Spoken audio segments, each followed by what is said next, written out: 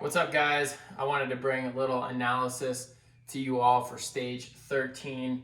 We're going into the last week of the Tour de France. We're finishing up the second week here, and we've seen today's stage. We see a lot of evidence on how this last week's going to go. Basically, the first week is very difficult. You have a lot of nerves. You have a lot of intensity because there's a lot of people that are fresh. But in this second week, you really start to see the race pan out, and you see who's learned from their mistakes of the first week and who hasn't. So I have some key points that I wanted to go over with you guys. Sloan and I wanted to go over with you guys for the stage 13. First of all, Daniel Martinez of EF wins the stage. Fantastic legs. You got to wonder what could he have done if he was still in the GC, if he was a protected rider from the beginning and he didn't fall down. Here, he almost becomes a victim again of the EF tactics. Three people in the breakaway. You have Hugh Carthy in there. You have Neilson Powless, and you have Danny Martinez. Three really good riders in a very difficult breakaway, but it seemed like they all were on different levels of communication. Powless, who's been in two other breakaway stages before, does the exact same tactic that he had been doing before, attacking too soon, too early, and solo. Difficult stage. Unless your last name is Hershey, this tactic doesn't work in the 2020 Tour de France. He tries it again.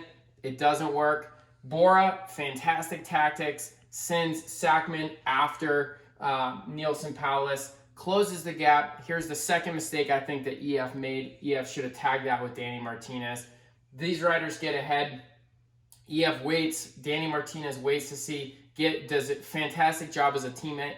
Lets Neilson Powless out front have the shot at the stage. As soon as Neilson Powless is dropped by Sackman, Danny Martinez does a great job of attacking. Almost that moment goes across.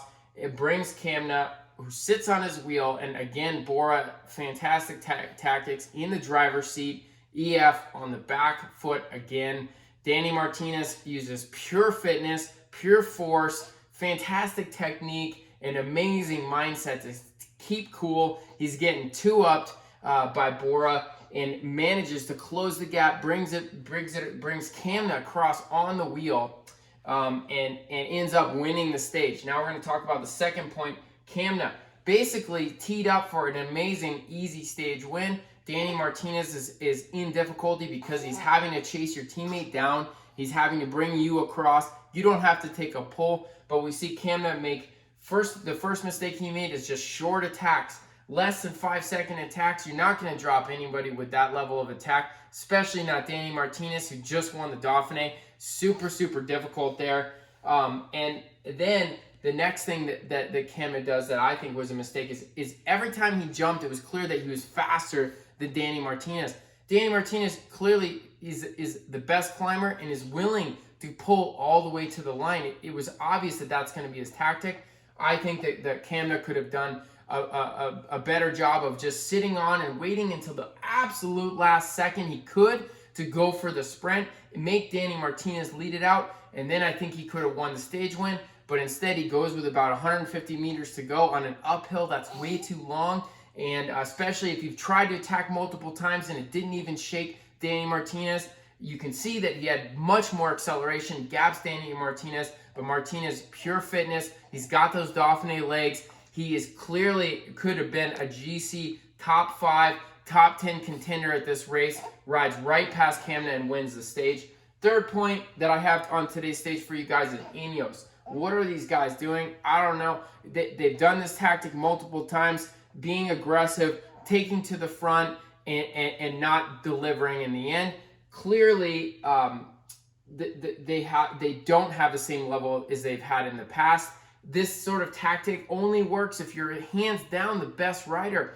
Okay, your GC finish, you've got a number one on the back. Jumbo is on the front with a yellow jersey. Let them do the work. Unless you're so confident and you had a magic show that made you 100 times better last night, let the other teams battle it out and then do what you've been doing the last stages, right? Which is just Egan Bernal just follows. He doesn't have a great jump right now. He doesn't have very good cadence changes. His standing technique's not dialed right now. He doesn't have a lot of explosive zones, but he's a great sticky booger, and he has not lost any time up until this point. Today, we see him lose time, basically, I think, because his team did all these big efforts. We see Carapaz jump over the top, throw this big attack. Dumoulin easily shuts it down. At that point, right, like that's just a little bit more glycogen taken out of Bernal's legs that he needed for that final. In the end, he ends up losing 37 seconds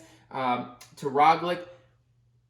At this level, 37 seconds sounds like a lot, but it's not, right? It's like 20 watts. It's a small difference on this climb. Had he had the power, if his team didn't ride so hard and Carapaz didn't do that effort, then Dumoulin wouldn't have gone so hard on that climb. And I think that took that little bit of glycogen that he needed in the final. And now he's 37 seconds down. And I think that he's not even going to be a podium contender. He's been exposed completely now. I think that if you're Jumbo, if you're some of these other teams, you're going to want to get him out of the race now, soon. And I would expect some really hard pacemaking and a penultimate climb situation to just put Bernal out, 10 minutes down, just finish it, nail in the coffin. That's it. That's what I think. Ineos, not great tactics today. Jumbo, awesome tactics. They've learned from a couple mistakes that they've made in the past already in this tour. We saw them ride offense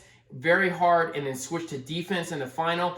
Today, they did fantastic offense all day long, being very conservative, knowing, okay, like we have the best explosive finisher in the peloton.